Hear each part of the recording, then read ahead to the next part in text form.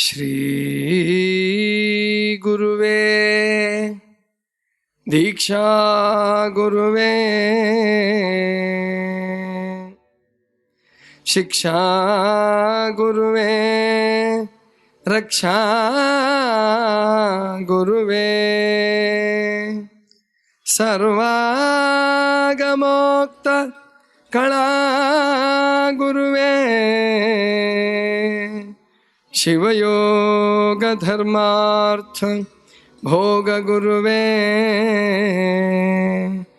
ತ್ಯಾಗ ಗುರುವೇ ಸುಧೀ ಗುರುವೇ ವಾಚಾ ಗುರುವೇ ಭವರೋಗಹರ ಶರಣಾದೆ ಬಸವ ಮಹಾ ಗುರು ನಿಮಗೆ. ವಿಶ್ವಗುರು ಮಹಾಮಾನವತಾವಾದಿ ಬಸವಣ್ಣನವರನ್ನು ಹೃದಯ ಮಂದಿರದಲ್ಲಿ ಸ್ಮರಿಸುತ್ತಾ ಮಹಾಮಹಿಮರು ಬಯಲುಕಾಯಿ ಸಿದ್ಧರು ಶೂನ್ಯಪೀಠಾಧ್ಯಕ್ಷರು ಆದಂತಹ ಲಮ್ಮಪ್ರಭುದೇವರನ್ನು ಪ್ರಪಂಚದ ಎಲ್ಲ ದಾರ್ಶನಿಕ ಮಹಾತ್ಮರನ್ನು ಸ್ಮರಿಸಿ ಹಾಗೂ ಸೇರಿರುವ ಎಲ್ಲ ಸದ್ಭಕ್ತ ಬಂಧುಗಳೇ, ತಾಯಂದಿರೇ, ಮಕ್ಕಳೇ, ಕಲಾವಿದರೇ, ತಮಗೆಲ್ಲರಿಗೂ ಶರಣು ಶರಣಾರ್ಥಿ. ನಿನ್ನೆಯವರೆಗೆ ವಿಸ್ತಾರವಾಗಿ ಆಕಾಶ ತತ್ವದ ಬಗ್ಗೆ ತಿಳ್ಕೊಂಡಿದ್ದೀರ. ಮಾನವ ಜನಾಂಗದ ದುರಂತ ಏನು ಅಂತಂದರೆ, ಬದುಕಲಿಕ್ಕೆ ಏನೇನು ಬೇಕೋ ಅದನ್ನೆಲ್ಲ ಅಲಕ್ಷ್ಯ ಮಾಡಿ ಕೇವಲ ಭೋಗ, ಆಡಂಬರ, ವೇಗ, ಭೋಗ, ವೇಗ, ಆಡಂಬರ ಇಂತಹದ್ದಕ್ಕೆ ಗಮನ ಕೊಟ್ಟು ತನ್ನ ಜೀವನವನ್ನು ಅತ್ಯಂತ ನರಕ ಸದೃಶ ಮಾಡ್ಕೊಂಡ್ಬಿಟ್ಟಿದ್ದಾನೆ. ಆಹಾರವನ್ನು ಸ್ವೀಕರಿಸುವಾಗ ನಾವೆಲ್ಲರೂ ತಿಳ್ಕೊಬೇಕಾಗಿತ್ತು, ಆಕಾಶ ತತ್ವ ಶರೀರಕ್ಕೆ ಸಪ್ಲೈ ಮಾಡಬೇಕು, ಆಕಾಶ ತತ್ವವು ಶರೀರಕ್ಕೆ ಬೇಕು ಅಂತ ಹೇಳ್ಬಿಟ್ಟು. ಸಾಮಾನ್ಯವಾಗಿ ನೀವು ಯಾವುದೇ ಮನೆಗೆ ಹೋಗ್ರಿ, ಆಪ್ತರು, ಸ್ನೇಹಿತರು, ಪರಿಚಿತಸ್ಥರು, ನೆಂಟರು, ಇಷ್ಟರು ಎಲ್ಲರೂ ಕೂಡ ಊಟ ಮಾಡಿ ಬನ್ನಿ ಅಂತ ತಿಳ್ಕೊಂಡು ಕರೀತಾರೆ ಹೊರತು ಊಟ ಅಗತ್ಯ ಇದೆಯಾ ಇಲ್ವಾ ಅಂತ ಯೋಚನೆ ಮಾಡಲ್ಲ. ಊಟ ಮಾಡಿ ಬಂದಿದ್ದೀವಿ ಅಂದ್ರೂ ಬಿಡಲ್ಲ ಅಲ್ವಾ? ಮತ್ತು ನಿಮಗೂ ಹೇಗಾಗ್ಬಿಟ್ಟಿದೆ ಅಂದರೆ, ಅವ್ರು ಕರೆದು ಊಟಕ್ಕೆ ಒತ್ತಾಯ ಮಾಡಿದಷ್ಟು ಪ್ರೇಮ ಜಾಸ್ತಿ ಅಂತ ತಿಳ್ಕೊಂಬಿಟ್ಟಿದೆ. ಅದೇ ಮಾನವ ಜನಾಂಗದ ದುರಂತ. ಆರೋಗ್ಯದ ಕಾಳಜಿ, ಶಾಂತಿ, ನೆಮ್ಮದಿ ಬೇಕು ಅಂತಂದರೆ ಮನುಷ್ಯ ಊಟಕ್ಕಿಂತ ಹೆಚ್ಚಾಗಿ, ಆಹಾರ ಸೇವನೆಗಿಂತ ಹೆಚ್ಚಾಗಿ ನೀರು ಕುಡಿಯೋದ್ರ ಕಡೆಗೆ, ವ್ಯಾಯಾಮ, ಯೋಗಾಸನ, ಪ್ರಾಣಾಯಾಮದ ಕಡೆಗೆ, ಜೊತೆಗೆ ಉಪವಾಸದ ಕಡೆಗೂ ಲಕ್ಷ್ಯ ಕೊಡಬೇಕಾಗಿತ್ತು. ಅವು ಹಿಂದಕ್ಕೆ ಸರಿದು ಅದಕ್ಕೆ ಇಷ್ಟೊಂದು ಆರೋಗ್ಯದ ಸಮಸ್ಯೆಗಳು ಉಂಟಾಗಿರ್ತಕ್ಕಂಥದ್ದು. ಅದಕ್ಕೆ ಆಕಾಶ ತತ್ವದ ಬಗ್ಗೆ ವಿವರವಾಗಿ ತಿಳ್ಕೊಂಡಿದ್ದೀರಿ. ವಾಸ್ತವಿಕವಾಗಿ ಆಕಾಶಕ್ಕೆ ಬಣ್ಣ ಇಲ್ಲ, ಆಕಾಶ ಮೇಲಷ್ಟೇ ಇಲ್ಲ, ಜೀವಕೋಶಗಳ ನಡುವೆಯೂ ಕೂಡ ಆಕಾಶ ಇದೆ. ಅದನ್ನು ನಾವು ಶರೀರಕ್ಕೆ ಆಗಾಗ ಸರಬರಾಜು ಮಾಡಬೇಕು, ಅವಕಾಶ ಕೊಡಬೇಕು. ಯಾವುದ್ರ ಮೂಲಕ? ಉಪವಾಸದ ಮೂಲಕ. ಇಲ್ಲಿಗೆ ಆಕಾಶ ತತ್ವ ಮುಗೀತು. ಇನ್ನು ಇವತ್ತಿನಿಂದ ಬಹಳ ಮುಖ್ಯವಾದ ಒಂದು ತತ್ವ ಪ್ರಾರಂಭಿಸ್ತೀನಿ. ಅದೇ ಯಾವುದಿರ್ಬೋದು? ಆಕಾಶದ ನಂತರದ್ದು ಯಾವುದು? ವಾಯುವಿನ ಬಗ್ಗೆ ಅಂತೂ ವಿಜ್ಞಾನಿಗಳು ಕೂಡ ಮುಂದಾಲೋಚನೆ ಕಳ್ಕೊಂಡ್ಬಿಟ್ರು. ಕೈಗಾರಿಕಾ ಕ್ರಾಂತಿ ಮತ್ತು ವೈಜ್ಞಾನಿಕ ಕ್ರಾಂತಿ ಆಗುವಾಗ ವಾಯುವಿನ ಅಗತ್ಯ ಎಷ್ಟಿದೆ ಮನುಷ್ಯನಿಗೆ ಅನ್ನೋದನ್ನ ಒಬ್ಬ ವಿಜ್ಞಾನಿಯೂ ಮರೆತ, ಉದ್ಯಮಿಯೂ ಮರೆತ, ರಾಜಕಾರಣಿಗಳು ಮರೆತರು, ಎಲ್ಲರೂ ಮರೆತು ಬಿಟ್ರು. ಅದರ ಪರಿಣಾಮವೇ ಇವತ್ತು ಮನುಷ್ಯ ವಿಲಿ ಒದ್ದಾಡ್ತಾ ಇದ್ದಾನೆ. ಅಸ್ತಮ, ಅನೇಕ ಚರ್ಮದ ಸಮಸ್ಯೆಗಳು, ಅಸ್ತಮದಲ್ಲೇ 10 ಥರದ ಹೆಸರುಗಳನ್ನು ಹೊತ್ತಂತಹ ಉಸಿರಾಟದ ತೊಂದರೆಗಳು, ಇವೆಲ್ಲವಕ್ಕೂ ವಾಯು ಮಾಲಿನ್ಯ ಕಾರಣ. ಅಷ್ಟೇ ಅಲ್ಲ, ಒಂದು ವಿಷಯ ತಿಳ್ಕೊಳ್ಳಿ, ಇವತ್ತು ಮನುಷ್ಯನ ಮನಸ್ಸು ವಿಪರೀತ ಕೆಡ್ತಾ ಇದೆ. ಅತ್ಯಾಚಾರಗಳು, ಅನಾಚಾರಗಳು, ಭ್ರಷ್ಟಾಚಾರಗಳು, ಮತ್ತು ಅಣ್ಣ ತಮ್ಮಂದ್ರ ನಡುವೆ ಶಾಂತಿ ಇಲ್ಲ, ನೆಮ್ಮದಿ ಇಲ್ಲ, ಜಗಳ, ಕದನ, ಕೋಪ, ತಾಪಗಳು.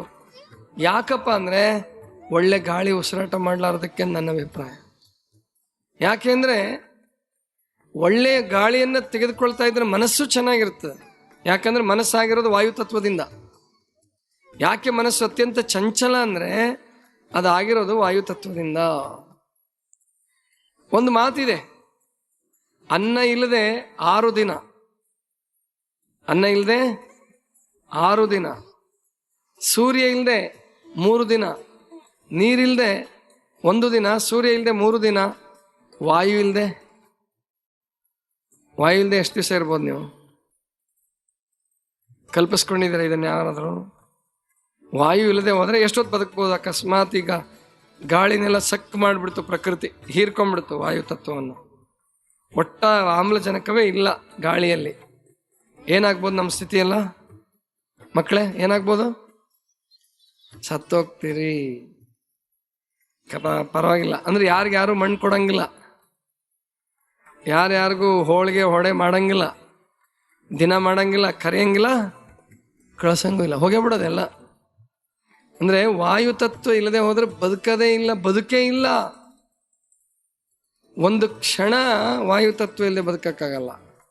ಕೆಲವ್ರು ಹೇಳ್ಬೋದು, ಯೋಗಿಗಳೆಲ್ಲ ಸಮಾಧಿ ಕಟ್ಟಿಸ್ಕೊಂಡು ಕುತ್ಕೊಂಡ್ಬಿಡ್ತಾರೆ, ಅವರು ಏನೋ ಟೆಕ್ನಿಕ್ ಕಂಡಿಡ್ಕೊಂಡಿರ್ತಾರೆ ವಾಯುವನ್ನು ತಗೊಳಕ್ಕೆ, ಬೇರೆ ಟೆಕ್ನಿಕ್ ಇರ್ತದೆ ಅದಕ್ಕೆ ಹಂಗೆ ಕುತ್ಕೋಬೋದು ಅಷ್ಟೇ. ಆದರೆ ಆಮ್ಲಜನಕ ವಾತಾವರಣದಲ್ಲಿ ಇಲ್ಲ, ನಮಗೆ ಬದುಕೇ ಇಲ್ಲ, ಬದುಕೇ ಇಲ್ಲ. ಇಂತಹ ಬದುಕಿಲ್ಲದ ವಾಯು ತತ್ವದ ಬಗ್ಗೆ ಎಷ್ಟು ಅಲಕ್ಷ್ಯ ಮಾಡ್ತಾರೆ ಅಂದರೆ, ಯಾರೋ ಹೇಳ್ತಾ ಇದ್ರು, ನಾನು ಕಲ್ಗಟ್ಟಿಗೆ ಹೊಸದಾಗಿ ಬಂದಾಗ ಹೇಳ್ತಾ ಇದ್ರು, ಅಥವಾ ಬರಕ್ಕೆ ಮುಂಚೆನೇ ಹೇಳ್ತಾ ಇದ್ರು, ದಾಂಡೇಲಿಯ ಪೇಪರ್ ಮಿಲ್ಲಿನ ವಾಸನೆ ಕಲ್ಗಟ್ಟಿಗೆವರೆಗೂ ಬರ್ತದಂತ. ಹೌದಾ? ಬರುತ್ತೆ? ನಿಮಗೆಲ್ಲ ಅನುಭವಕ್ಕೆ ಬಂದಿದೆಯಾ? ನನಗೆ ಇನ್ನೂ ಅನುಭವಕ್ಕೆ ಬಂದಿಲ್ಲ. ಬೆಳಗ್ಗೆ ಹೊತ್ತು ಅನಿಸ್ಬೋದು ಅನ್ಸುತ್ತಲ್ಲ, ಬೆಳಗ್ಗೆ ಗೊತ್ತಾಗ್ತದ, ಪಡುಗಾಳಿ ಬಿಟ್ಟರೆ ಗೊತ್ತಾಗ್ತದೆ. ಸಲ್ಕಿನ ಕೊಪ್ಪದಲ್ಲಿದ್ದಾಗ ನನಗೆ ಗೊತ್ತಾಗ್ತಿತ್ತು. 4 ಗಂಟೆಗೆ ಹಂಗೆ ಬೇಗ ಎದ್ದಾಗ ಜೋರಾಗಿ ಉಸಿರಾಟ ಮಾಡಿದ್ರೆ, ದಾಂಡೇಲಿ ಇರೋದು ಎಲ್ಲಿ ಸುಮಾರು ನಿಮಗೊಂದು 40-45 ಕಿಲೋಮೀಟ್ರ್ ಆಗ್ಬೋದಾ? 53 ಕಿಲೋಮೀಟ್ರ್ ಇದೆ. ಅಲ್ಲಿಂದ ಇಲ್ಲಿಗೆ ಬರ್ತದೆ ವಾಸನೆ, ಪಡುಗಾಳಿ ಬಿಟ್ರೆ ಅಂದರೆ ದಾಂಡೇಲಿಯವ್ರ ಗತಿ ಏನಾಗಿರ್ಬೋದು? ಅಲ್ಲೇ ವಾಸ ಮಾಡ್ತಕ್ಕಂಥವ್ರ ಗತಿ ಏನಾಗ್ತಿರ್ಬೋದು? ಯಾರು ಯೋಚನೆ ಮಾಡ್ತಾ ಇಲ್ಲ. ಈಗ ನನಗೆ ಅದೇ ವಿಚಿತ್ರ ಅನ್ನಿಸ್ತದೆ, ಅವ್ರಿಗೇನು ಶ್ವಾಸಕೋಶ ದೇವ್ರೇನಾದರೂ ಫೈಬರ್ದೇನಾದ್ರು ಕೊಟ್ಟ? ನಾನು ಫೈಬರ್ದು, ಪ್ಲಾಸ್ಟಿಕ್ಕಿಂದು. ಯಾಕೆ ಡೆಲ್ಲಿಲಿ ಹೋಗಿದ್ದೆ ನಾನು. ಡೆಲ್ಲಿಗೆ ಹೋದಾಗ ಅಲ್ಲಿ ಕರೋಲ್ ಭಾಗ್ ಅಂತ ಒಂದು ದಟ್ಟ ಅತ್ಯಂತ ಡೆನ್ಸಿಟಿ ಇರುವಂಥದ್ದು ಜನಸಂಖ್ಯೆ ದಟ್ಟವಾಗಿ ವಾಸ ಮಾಡ್ತಕ್ಕಂಥ ಪ್ರದೇಶ ಡೆಲ್ಲಿ. ಅದರಲ್ಲಿ ಕರೋಲ್ ಭಾಗಲ್ಲಿದ್ದೆ. ಅಲ್ಲಿ ಅಡ್ಡಾಡ್ಕೊತ ಹೀಗೆ ಹೋದರೆ ಅಲ್ಲಿ ಕೆಲವು ಜನ ವಾಸ ಮಾಡ್ತಿದ್ದಾರೆ, ಈಗಲೂ ಇದಾರೋ ಇಲ್ಲೋ ಗೊತ್ತಿಲ್ಲ, ಈಗಲೂ ಇರ್ಬೋದು. ಈ ಮೋರಿ ಗಟಾರಗಳ ಕಟ್ಟೆ ಇರ್ತಾವಲ್ಲ, ಗಟಾರಗಳ ಕಟ್ಟೆ ಮೇಲೆ ಅವ್ರ ಜೀವನ, ಎಷ್ಟೋ ಜನರ ಜೀವನ ಗಟಾರಗಳ ಕಟ್ಟೆ ಮೇಲೆ. ಅಲ್ಲೇ ಎಲ್ಲ ಸಂಸಾರನೂ ಅಲ್ಲೇ, ಹೆರಿಗೆನೂ ಅಲ್ಲೇ, ಎಲ್ಲದೂ ಅಲ್ಲೇ. ಅಲ್ಲೇ ಒಂದು ಪರದೆ ಕಟ್ಕೊಂಡು ಎಲ್ಲ ಹೆರಿಗೆ ಮಾಡಿಸ್ಬಿಡ್ತಾರಂತೆ. ನನಗನ್ನಿಸ್ತು, ನಾವೇನಾದರೂ ಒಂದು 10-15 ನಿಮಿಷ ಅಲ್ಲಿದ್ದರೆ ನಮಗೆ ಜೀವನನೇ ಬೇಡ ಅನ್ನಿಸ್ಬಿಡುತ್ತೆ, ಅಷ್ಟು ಕೆಟ್ಟ ವಾಸನೆ. ಅಲ್ಲೇ ಪರೋಟ ಬೇಯಿಸ್ತಿರ್ತಾರೆ, ಅಲ್ಲೇ ಪಲ್ಯ ಮಾಡ್ತಿರ್ತಾರೆ, ಅಲ್ಲೇ ಮಕ್ಕಳು ಆಡ್ತಿರ್ತಾರೆ. ನನಗನ್ಸುತ್ತೆ, ಪರಮಾತ್ಮ ಎಂಥ ವಿಚಿತ್ರ ಸೃಷ್ಟಿ ನಿಂದು. ನಮಗೆಲ್ಲ ಆಮೇಲೆ ಅವ್ರು ಎಷ್ಟು ಖುಷಿಯಾಗಿರ್ತಾರೆ ಅಂದರೆ ನಮಗಿಂತಲೂ ಹೆಚ್ಚು ಖುಷಿ ಇರ್ತಾರೋ. ಯಾವುದ್ರ ಚಿಂತೆ ಇಲ್ಲ ಅವರಿಗೆ, ಮನೆ ಚಿಂತೆ ಇಲ್ಲ, ಟ್ಯಾಕ್ಸ್ ಕಟ್ಬೇಕಂತಿಲ್ಲ, 500,000 ಚಿಂತೆ ಇಲ್ಲ, ಏನಿಲ್ಲ, ಏನು ಚಿಂತೆ ಇಲ್ಲ ಅವ್ರಿಗೆ. ಅಷ್ಟು ಆನಂದವಾಗಿ ಬದುಕ್ತಾರೆ ಅವರು. ಅಂದರೆ ಅದು ಹೊಂದ್ಕೊಂಡ್ಬಿಡ್ತಾನೆ ಕಾಣುತ್ತೆ ಮನುಷ್ಯ. ಗೋಕಾಕಲ್ಲಿ ಪ್ರವಚನ ಮಾಡ್ತಿರುವಾಗ ಯಾರೋ ಒಬ್ರು ಹೇಳ್ತಿದ್ರು, ಅಲ್ಲಿ ಒಂದು ಫ್ಯಾಕ್ಟ್ರಿ ಇದೆ, ಈ ಮುಸ್ಕಿನ್ ಜೋಳದಿಂದ ಏನೇನೋ ಪ್ರಾಡಕ್ಟ್ಸ್ ಎಲ್ಲ ಮಾಡ್ತಾರೆ, ಇಡೀ ಗೋಕಾಕಿಗೆ ವಾಸನೆ ಬರ್ತದೆ ಅದು. ನಾನು ಅಲ್ಲಿದ್ದಾಗ ಅವ್ರಿಗೆ ಕೇಳ್ತಿದ್ದೆ, ಏನರಪ್ಪ ಹೆಂಗಿರ್ತೀರಿ ನೀವೆಲ್ಲ ಅಂದರೆ, ನಾವು ಅದನ್ನೇ ಪ್ರೋಟೀನ್ ಮಾಡ್ಕೊಂಬಿಟ್ಟಿವ್ರಿ ಅಂತ. ನಾನು ಪ್ರೋಟೀನ್ ಅನ್ಕೊಂಬಿಟ್ಟಿದ್ದೀವಿ, ನಮಗೇನು ಆಗಲ್ಲ. ಅಂದರೆ ದೇವ್ರು ಇದನ್ನು ಕೊಟ್ಟಿದ್ದಾನೆ, ಆದರೆ ಯಾಕೆ ಈ ಥರ ಇರ್ಬೇಕು ಮನುಷ್ಯ ಅಂತ ನಾನು ಯಾಕೆ ಚೆನ್ನಾಗಿ ಬದುಕೋಕ್ಕಾಗಲ್ವಾ? ಎಲ್ಲೆಲ್ಲಿ ಸಾಧ್ಯತೆ ಇದೆಯೋ ಅಲ್ಲೆಲ್ಲ ಮರಗಿಡಗಳನ್ನು ಬೆಳೆಸ್ಕೊಂಡು ಚೆನ್ನಾಗಿ ಬದುಕಕ್ಕಾಗಲ್ವಾ? ನಮ್ಮ ಹಿರಿಯರಿಗೆ, ಋಷಿಮುನಿಗಳಿಗೆ ಗೊತ್ತಿತ್ತು ಏನು ಗಾಳಿಯ ಮಹತ್ವ. ಅವ್ರಿಗೆ ಗೊತ್ತಿತ್ತು. ವಾಯು ದೇವ ಅಂತ ಕರಿತಿದ್ರು. ಮಳೆಯಿಂದ ಹಿಂದೆ ವರುಣ ದೇವನನ್ನ, ಪೃಥ್ವಿ ಹಿಂದೆ ಭೂಮಾತೆಯನ್ನ, ವಾಯುವಿನ ಹಿಂದೆ ವಾಯು ದೇವನನ್ನ ಕಲ್ಪಿಸಿದ್ರು ಅವರೆಲ್ಲ. ಆಕಾಶವೇ ಅವರಿಗೆ ಸ್ವರ್ಗ ಆಗಿತ್ತು. ಆಕಾಶದಲ್ಲಿ ಸ್ವರ್ಗ ಅಲ್ಲ, ಆಕಾಶವೇ ಅವರಿಗೆ ಸ್ವರ್ಗ ಆಗಿತ್ತು. ಅಂದ್ರೆ ಅದರ ಮಹತ್ವ, ಪಂಚಭೂತಗಳ ಮಹತ್ವ ನಮ್ಮ ಋಷಿಮುನಿಗಳಿಗೆ ಬಹಳ ಚೆನ್ನಾಗಿ ಗೊತ್ತಿತ್ತು. ಅದಕ್ಕೆ ಒಂದು ಮಾತು ಹೇಳ್ತಾರೆ ಅವರು, ವಾತೋ ಹಿ ಪ್ರಾಣ ಉಚ್ಯತೆ, ವಾತೋ ಹಿ ಪ್ರಾಣ ಉಚ್ಯತೆ. ಉಪನಿಷತ್ತುಗಳಲ್ಲಿ, ವೇದಗಳಲ್ಲಿ ಘೋಷಣೆ ಮಾಡ್ತಾರೆ, ವಾತೋ ಹಿ ಪ್ರಾಣ ಉಚ್ಯತೆ. ವಾತ ಅಂದ್ರೆ ಗಾಳಿ, ಗಾಳಿಯೇ ಪ್ರಾಣವಾಗಿದೆ, ಗಾಳಿಯೇ ಪ್ರಾಣವಾಗಿದೆ. ವಾತೋ ಹಿ ಪ್ರಾಣ ಉಚ್ಯತೆ. ಆವಾತವಾಯಿ ಭೇಷಜಂ ವಿವಾತವಾಹೇ ಯದ್ರಪಃ. ಬಹಳ ಚೆನ್ನಾಗಿ ಹೇಳ್ತಾನೆ. ವಾತೋ ಹಿ ಪ್ರಾಣ ಉಚ್ಯತೆ ಅಂತ ಹೇಳ್ಬಿಟ್ಟು ಮುಂದೆ ಹೇಳ್ತಾನೆ, ಆವಾತವಾಯಿ ಭೇಷಜಂ. ಭೇಷಜಂ ಅಂದ್ರೆ ಔಷಧಿ ಅಂತ. ಭೇಷಜ ಅಂದ್ರೆ ಸಂಸ್ಕೃತದಲ್ಲಿ ಔಷಧಿ, ದವಾ. ಹಿಂದಿಲೇನು ದವಾ ಅಂತಾರಲ್ಲ, ಸಂಸ್ಕೃತದಲ್ಲಿ ಭೇಷಜ ಅಂತ ಹೇಳ್ತಾರೆ. ಆವಾತವಾಯಿ ಭೇಷಜಂ ವಿವಾತವಾಹೇ ಯದ್ರಪಃ. ಅಂದ್ರೆ ನಮ್ಮ ಮೂಗಿನ ಒಳಗಡೆ ಬರ್ತಕ್ಕಂಥದ್ದು, ಹೊರಗಡೆಯಿಂದ ಬರ್ತಕ್ಕಂಥ ಗಾಳಿ ಔಷಧಿಯಾಗಿದೆ, ಔಷಧಿಯಾಗಿದೆ. ಅದಕ್ಕೆ ಹಿಂದಿಲಿ ಒಂದು ಮಾತು ಹೇಳ್ತಾರೆ, ಪ್ರಾತಃ ಕಾಲೀನ ಹವಾ ಸೌರೋಗೋಂಕಿ ದವಾ ಅಂತ ಹೇಳ್ತಾರೆ. ಪ್ರಾತಃ ಕಾಲೀನ ಹವಾ ಸೌರೋಗೋಂಕಿ ದವಾ. ಯಾರಾದ್ರೂ ಡಾಕ್ಟರ್ ಹೇಳ್ಕೊಟ್ಟಿದಾರ ನಮಗೆ? ಸಕ್ಕರೆ ಕಾಯಿಲೆ ಬಂದ್ಮೇಲೆ ವಾಕಿಂಗ್ ಹೋಗ್ರಿ ಅಂತ ಹೇಳ್ತಾರೆ. ಆದರೆ ನಿಜವಾಗಿ ಬೆಳಿಗ್ಗೆ ಉಸಿರಾಡ್ತಕ್ಕಂಥದ್ದು ಇದೆಯಲ್ಲ, ಅದು ನೂರಾರು ರೋಗಗಳಿಗೆ ಔಷಧಿಯಾಗಿ ಕೆಲಸ ಮಾಡುತ್ತೆ. ಪ್ರಾತಃ ಕಾಲೀನ ಹವಾ ಸೌರೋಗಂಕಿ ದವಾ. ಹೆಣ್ಮಕ್ಳಲ್ಲಿ ಒಂದು ಬಹಳ ದೊಡ್ಡ ಸಮಸ್ಯೆ ಬರ್ತದೆ, ರಕ್ತಹೀನತೆ. ಹೆಮೋಗ್ಲೋಬಿನ್ ಕಡಿಮೆ ಆಗಿದೆ, ಹೆಮೋಗ್ಲೋಬಿನ್ ಕಡಿಮೆ ಆಗಿದೆ, HB ಕಡಿಮೆ ಆಗಿದೆ ಅಂತ ಕೇಳ್ತಿರ್ತೀರಿ ನೀವು. ಏನಕ್ಕೆ ಕಡಿಮೆ ಆಗ್ತದೆ? ಅದು ಸರಿಯಾಗಿ ಆಮ್ಲಜನಕವನ್ನು ತೆಗೆದುಕೊಳ್ಳದೆ ಇರೋದ್ರಿಂದ. ನೋಡಿದ್ರೆ 70 kg 80 kg ಇರ್ತಾರೆ, ದಪ್ಪನೇ ಇರ್ತಾರೆ, ಆದರೆ ಎನಿಮಿಕ್ ಅಂತ ಹೇಳ್ತಿರ್ತಾರೆ, ರಕ್ತಹೀನತೆಯಿಂದ ಬಳಲ್ತಿರ್ತಾರೆ. ಏನಕ್ಕೆ ಹಂಗಾಗತ್ತಪ್ಪ ಅಂತಂದ್ರೆ, ಕಾರಣ ಅವರಲ್ಲಿ ಆಮ್ಲಜನಕದ ಕೊರತೆ ಆಗ್ತದೆ. ಬೆಳಗ್ಗೆ ಬೇಗ ಎದ್ದೇಳ್ಸಕ್ಕೆ ಶುರು ಮಾಡಿಸಿದ್ಮೇಲೆ, ಪ್ರಾಣಾಯಾಮ ಯೋಗಕ್ಕೆ ಬಂದ್ಮೇಲೆ, ಉಪವಾಸ ಮಾಡಿಸಿದ್ಮೇಲೆ 2 ಪಾಯಿಂಟ್ 3 ಪಾಯಿಂಟ್ ಜಾಸ್ತಿ ಆಗ್ಬಿಟ್ಟಿರ್ತದೆ.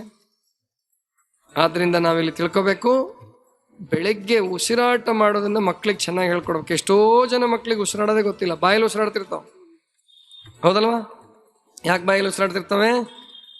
ಅವು ಗೊತ್ತಿಲ್ಲ. ಮೂಗಲ್ಲಿ ಉಸಿರಾಟ ಮಾಡಿದರೆ ಚೆನ್ನಾಗಿ ಒಳ್ಳೆ ಗಾಳಿ ಹೋಗುತ್ತೆ ಅಂತ ಗೊತ್ತಿಲ್ಲ. ಮತ್ತೆ ಮೂಗಲ್ಲಿ ಉಸಿರಾಟ ಮಾಡೋಕ್ಕೆ ಜಾಗೂ ಇಲ್ಲ ಅವ್ರ ಹತ್ರ. ಕೆಲವು ಮಕ್ಳು ಮೂಗು ತುಂಬ ಬರೀ ಕಫ ತುಂಬ್ಕೊಂಡ್ಬಿಟ್ಟಿರ್ತದೆ, ಮಾತಾಡೋದ್ರಲ್ಲೆಲ್ಲ ಕಫ ವ್ಯಕ್ತ ಆಗ್ತಿರ್ತದೆ. ಕಾರಣ ಏನಪ್ಪ ಅಂತಂದರೆ, ಬರೀ ಬೇಕ್ರಿ ಐಟಮ್ಸು, ಜಂಕ್ ಫುಡ್ಡು. ಹೌದಲ್ರವ ತಾಯಿಂದ್ರೆ? ಮೈದಾ ಹಿಟ್ಟಿನ ಪದಾರ್ಥಗಳು. ಮೈದಾ ಹಿಟ್ಟು ಭಾಳ ಖುಷಿಯಲ್ಲ ನಿಮಗೆ? ಮೈದಾ ಹಿಟ್ಟು ಬಗ್ಗೆ ಕೇಳಿದರೆ ಭಾಳ ಸಂತೋಷ ಆಗ್ತದೆ.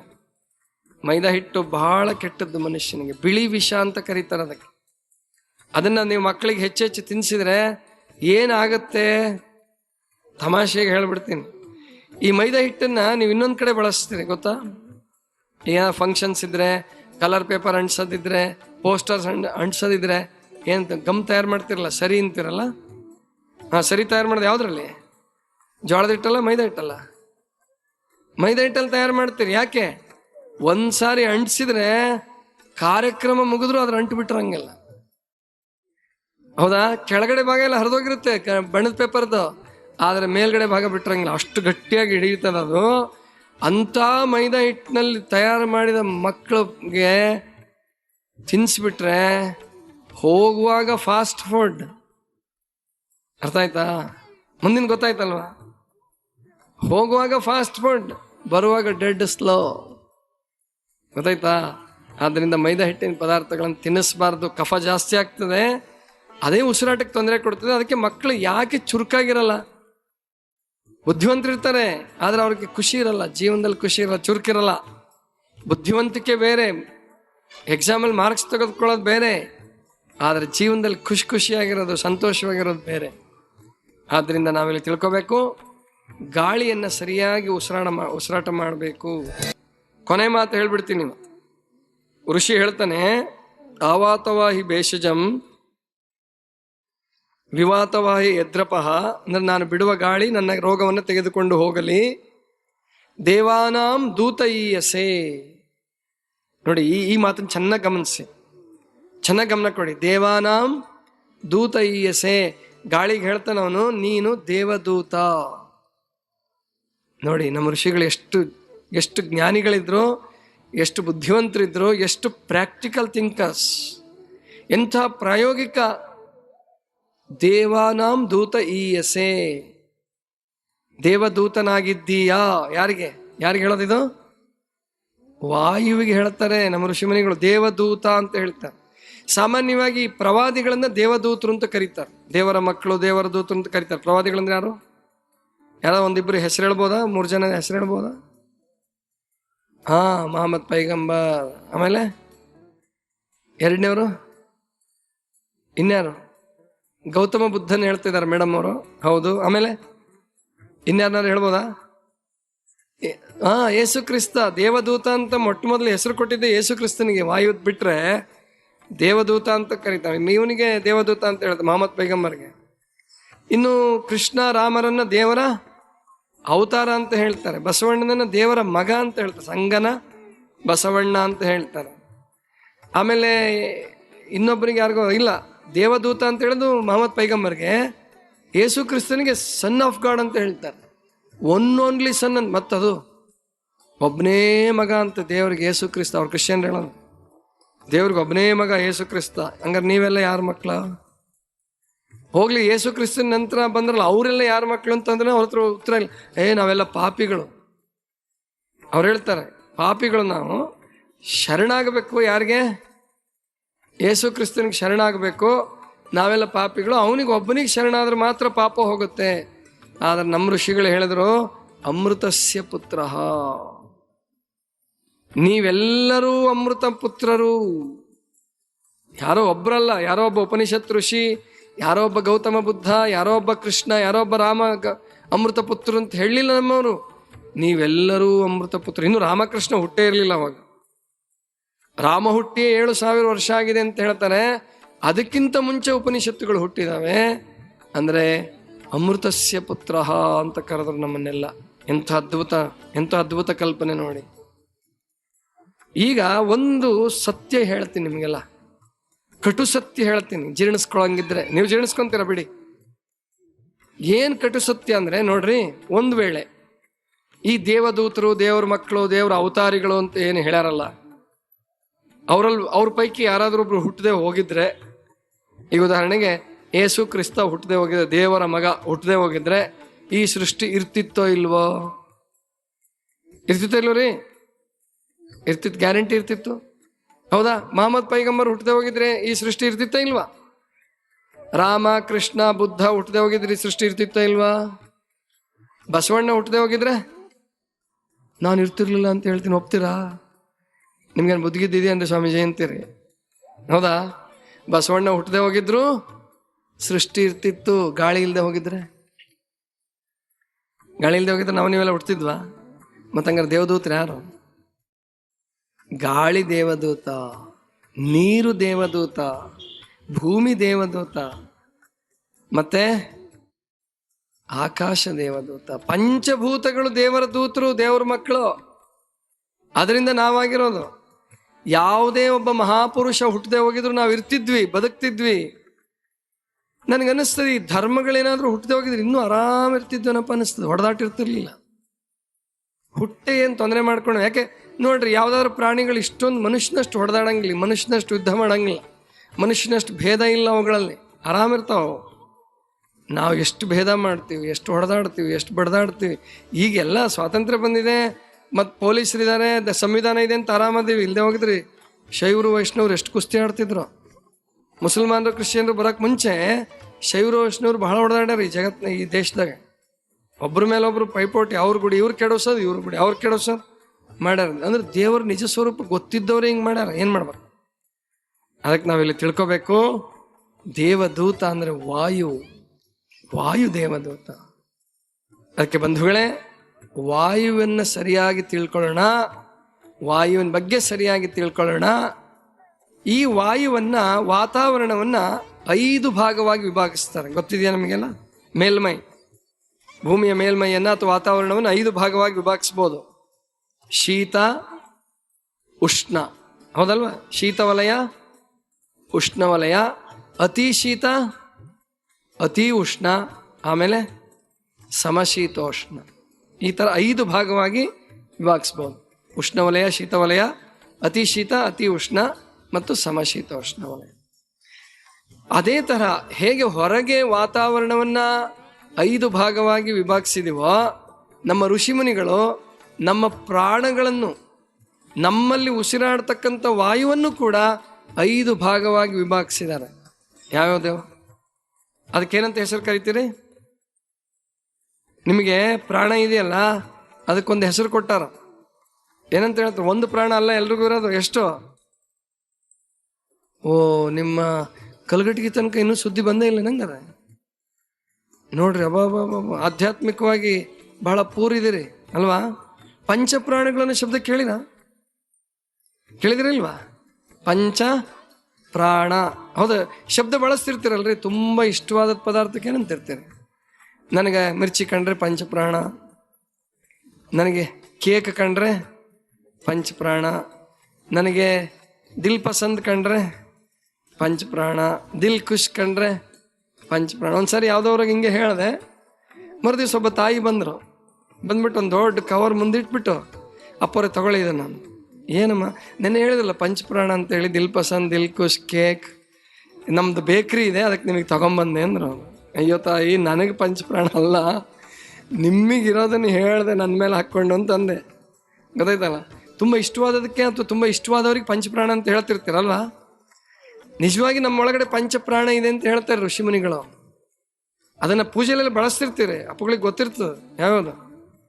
ಪ್ರಾಣ, ಅಪಾನ, ವ್ಯಾನ, ಉದಾನ, ಸಮಾನ. ಪ್ರಾಣ, ಅಪಾನ, ವ್ಯಾನೋದಾನ, ಸಮಾನ.